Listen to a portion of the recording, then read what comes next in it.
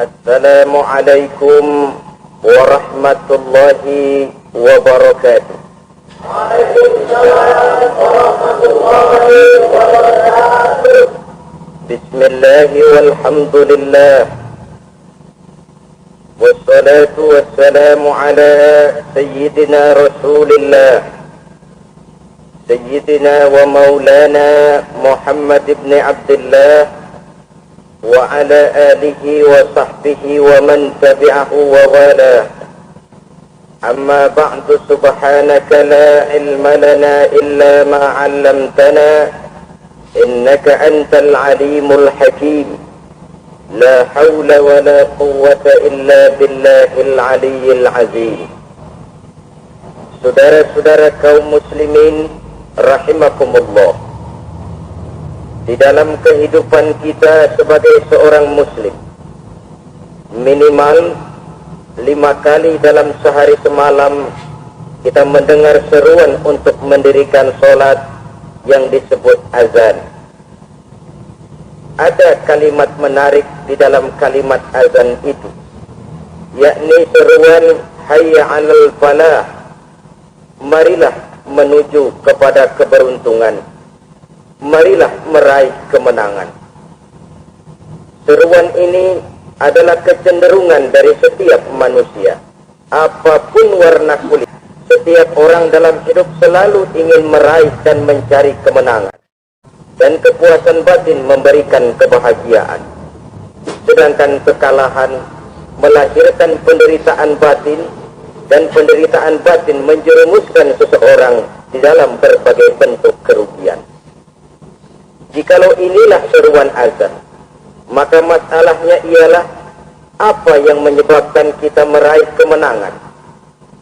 Al-Quranul Karim memberikan tuntunan dan ajaran kepada kita bahwa orang-orang yang memperoleh kemenangan itu tidak lain adalah orang-orang yang bertakwa. Hanyalah mereka yang bertakwa kepada Allah Subhanahu wa ta'ala pada akhirnya akan tampil sebagai pemenang. Lalu siapa orang yang bertakwa itu? Dijelaskan dalam awal-awal Al-Baqarah, orang yang bertakwa yang akan meraih kemenangan. Pertama, alladzina yu'minuna bil ghaib, yaitu orang-orang yang beriman kepada yang gaib, percaya bahwa ada alam yang gaib, alam yang abstrak, alam yang tidak bisa dijangkau oleh salah satu daripada panca indera kita. Mereka percaya dan beriman kepada adanya malaikat, beriman kepada adanya iblis dan jin, beriman kepada adanya alam kubur, beriman kepada adanya alam mahsyar, beriman kepada adanya alam akhirat, beriman kepada adanya surga dan neraka. Beriman bukan cuma sekedar beriman dalam ucapan bibir saja, tetapi beriman yang nilai iman itu mampu mewarnai gerak dan gaya hidupnya. Iman yang meresap sampai ke tulang sumsum, kemudian memberikan dampak positif di dalam kehidupan manusia. Alam, kita tahu, adalah sesuatu yang selain Allah, dan Allah bukanlah alam. Apapun namanya selain daripada Allah itu adalah alam. Alam pada hakikatnya terbagi menjadi 2. Ada alam syahadah, alam nyata, alam konkret, alam yang bisa dijangkau oleh salah satu indera kita. Kemudian ada alam ghaib, alam yang tidak bisa dijangkau oleh panca indera kita, alam metafisika, alam abstrak, alam yang wajib kita imani keberadaannya. Kita percaya bahwa malaikat itu ada, kita percaya kepada jin, bahwa jin itu ada, kita percaya kepada adanya iblis dan setan. Bukan percaya kepada iblis dan setannya, percaya bahwa iblis dan setan itu ada. Itu termasuk salah satu daripada sifat orang yang bertakwa kepada Allah. Kecenderungan pembangunan yang lebih bersifat materialistis biasanya menggeser aspek kehidupan rohani. Orang berpikir empirik, dan dalam pola pikir yang demikian maka alam gaib tidak lagi mendapat perhatian. Aspek kehidupan yang bersifat rohaniah malah mulai ditinggalkan. Akibatnya terjadilah kepincangan di dalam kehidupan kita. Pernah ada satu pengalaman pribadi. Dalam perjalanan kembali ke tanah air, dalam pesawat di sebelah kanan saya duduklah seorang Jerman namanya Heiner Simonsen. Iseng saya ajak kenalan, saya ajak ngobrol, saya tanya dia. Saya bilang, Mas Heiner ini, kalau pesawat yang kita tumpangi ini jatuh ke bawah, kira-kira apa yang bakal terjadi, Mas? Dia bilang, kita semua akan mati. Begitu? Ya. Oke. Apa itu mati? Tanya saya. Dia bilang, untuk tahu apa itu mati, kita harus tahu lebih dahulu apa itu hidup. Saya pikir ini bule bisa ngomong juga. Baiklah, kata saya. Apa hidup menurut Anda itu? Oh, hidup itu dia bilang, kalau seluruh anggota badan kita bekerja secara normal, paru-paru memompa darah secara normal, jantung berdetak secara normal, sel-sel tubuh bekerja secara fit, dan organisme tubuh hanya mau bekerja secara normal, dia bilang, kalau kita memberi makan yang cukup, menu yang teratur, dan gizi yang lengkap. Saya bilang, kesimpulannya apa, Ner? Dia jawab, hidup adalah dari tangan ke mulut. Life is from the hand to the mouth, kata dia. Hidup adalah dari tangan ke mulut. Jadi masalah hidup tidak lebih daripada masalah isi perut. Orang pergi pagi, pulang sore, peras keringat, banting tulang, perut yang dibelai. Saya bilang, you are wrong. Sampean salah, Ner. Kamu orang Islam bukan? Bukan. Pantas. Kenapa saya salah? Dia bilang, ya jelas salah. Salahnya di mana? Kamu ini manusia.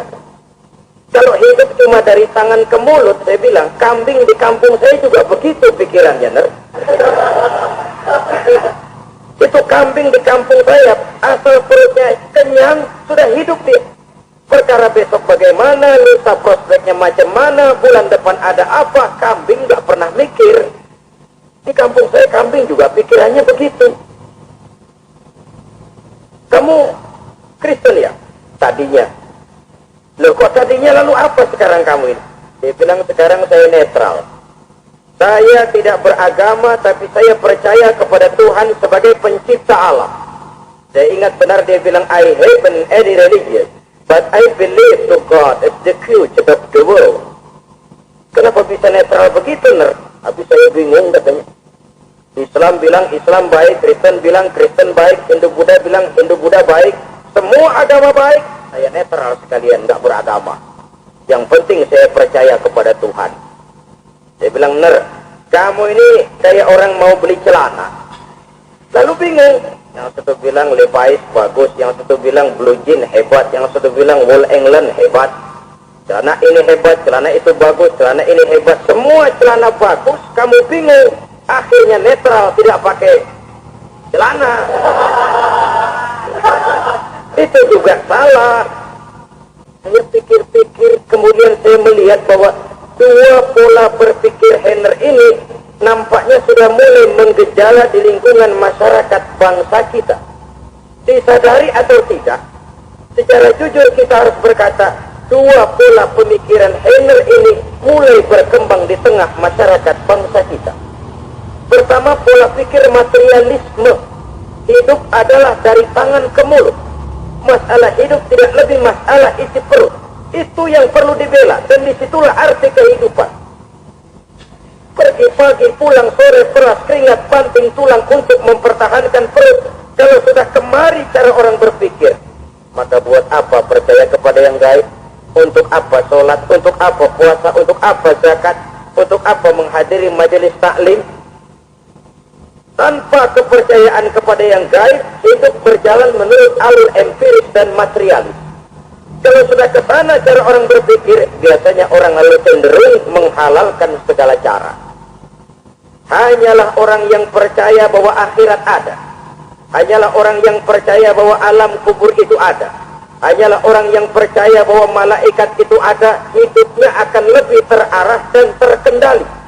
Karena kepercayaan kepada yang gaib, yang merupakan fase daripada kehidupan setelah hidup yang sekarang ini, mewarnai gerak pribadi seseorang di dalam dia melakukan kegiatan hidupnya.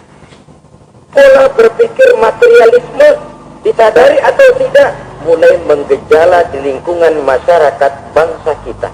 Hidup tidak lebih dari urusan tangan ke mulut, mulut ke tangan, tangan ke mulut.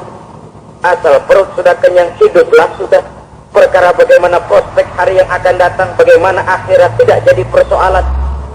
Ini yang oleh Nabi diperingatkan, ad-dunya sijnul mu'min wa jannatul kafir.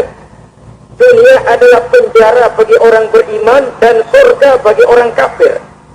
Dulu di zaman Belanda hadis ini pernah disalah tafsirkan, disalah artikan, digunakan sebagai senjata untuk mengkebiri dan membuat impoten umat Islam. Sudahlah umat Islam nggak usah macam-macam, kata Belanda. Dunia ini kan penjara buat orang Islam, surga buat orang kafir. Di penjara jangan bertingkah. Pengertiannya tidak begitu. Dunia adalah penjara bagi orang mukmin. Artinya dalam kehidupan dunia seorang mukmin tidak bebas memperturutkan hawa nafsunya. Di penjara hawa nafsunya. Sebaliknya, surga bagi orang-orang kafir. Buat orang kafir, surgalah dunia ini. Mereka bebas memperturutkan hawa nafsunya. Dilarang tidak terlarang, dicegah pun tidak tercegah. Mereka hidup menurut alur bisikan nafsu mereka sendiri. Kemudian bila ajal datang, maut merenggut nyawa, selesailah surganya sampai di situ. Maka bagi orang-orang yang tidak percaya kepada adanya akhirat, kepada adanya alam gaib, surganya sebatas umurnya. Sekali lagi, surganya sebatas umurnya. Bila umur selesai, ajal pun datang merenggut nyawa, selesailah sudah surganya sampai di situ. Alangkah pendeknya perjalanan orang-orang yang tidak percaya kepada alam gaib ini. Bagi kita mukmin, jikalau kita mampu memenjarakan hawa nafsu, kita bisa bahagia di dunia ini. Dan Islam memang tidak menyuruh kita sengsara di dunia. Raih dunia, kejar dunia, gapai dunia sebagai alat untuk mencapai kebahagiaan di akhirat nanti. Terima kasih atas segala perhatian. Mohon maaf atas segala kekurangan. Usikum wa nafsi bitaqwallah. Wassalamualaikum warahmatullahi wabarakatuh.